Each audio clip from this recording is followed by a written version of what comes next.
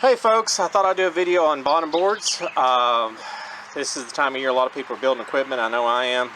Keeping my colonies expanding. So anyway, what we have here is your standard solid bottom board. I heard one beekeeper say, well, if it ain't broke, don't fix it. This design's been around for 100 years. Then the mites came, and around circa 2000, everybody started switching to screen bottom boards, which I want to show you one of those next. Now, obviously this is an old one of mine because all my others are on the hives. And you see I've got a little rod in the corner. So this one's about done. Anyway, it's got a full screen, almost a full screen coverage area. And this one is even made so that you can put a slider in. Now the thinking was at the time that the mites will fall and fall down and fall through the hive, and it was, you know, touted that it's going to really make a big difference.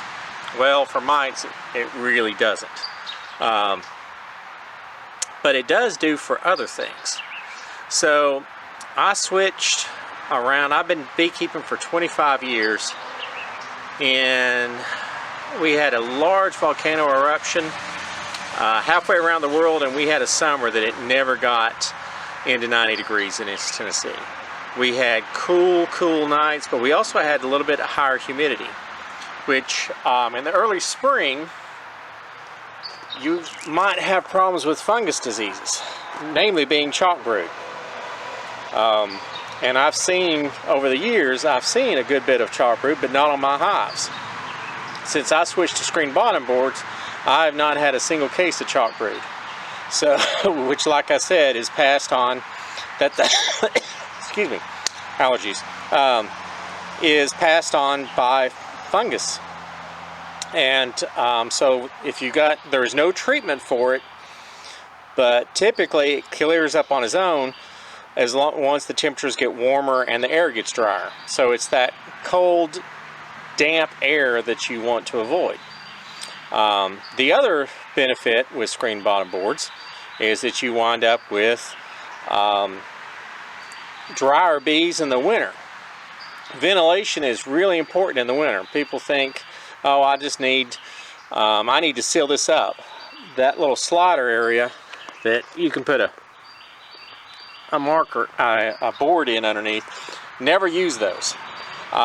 You want your colony open all through the winter, because if you've ever noticed in, you know, snow, it's real cold when it's snowing.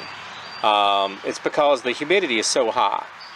Water transmits heat 20 times more than air.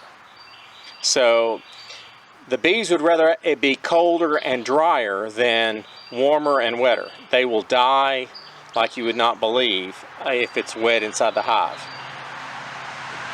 And we'll go to the third system, which is, this is a board of my own design, which is what I use now, and it's a hybrid board. It's got about 2/3 the screen area of a standard screen bottom board. I developed this board because A, it produces a very strong board, having this much wood in the back, and when you've got air, if you've got air coming up against a flat surface,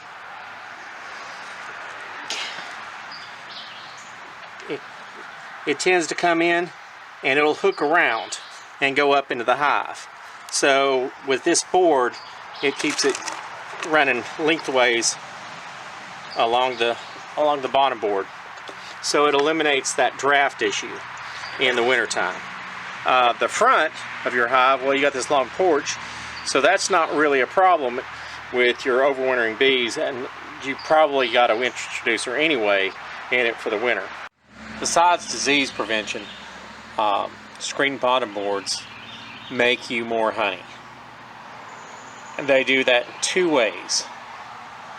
One, the bees, they don't collect on the front and flap their wings to create the circulation right there at the entrance. There's a lot of, since this is located on the bottom, and if you've got a properly vented inner cover, then you get natural convection. So if the bees aren't having to flap their wings, they're not putting miles on their wings. It's no secret that during flow, bees literally fly their wings off. So the less that the bees use their wings for drying honey, the better, the longer the bees will live, the more honey they'll bring in. The other way that this makes you more honey is because of the added ventilation. The honey will dry faster. The faster the honey dries, the more the bees can bring in. They're not waiting or having to build more comb because there's extra space that winds up in the cells. So anyway, this is my preference of the three. I don't recommend anybody to go to the solid board unless you live in an area where humidity is, or their lack of, is a problem. So East Tennessee, we have problems with too much humidity, but if you were in Colorado at an elevation of 7,000 feet, then a solid bottom board is probably the best way to go. My point being, you know, your beekeeping, it's not just universal. It's local really is what works for that climate in that area. Like I said, here in East Tennessee, we have a lot of humidity, so that being down in the valley, and the screen bottom boards seem to work best for me. Anyway, I hope you guys have found this video informative. Appreciate all your comments, and make sure you like and subscribe.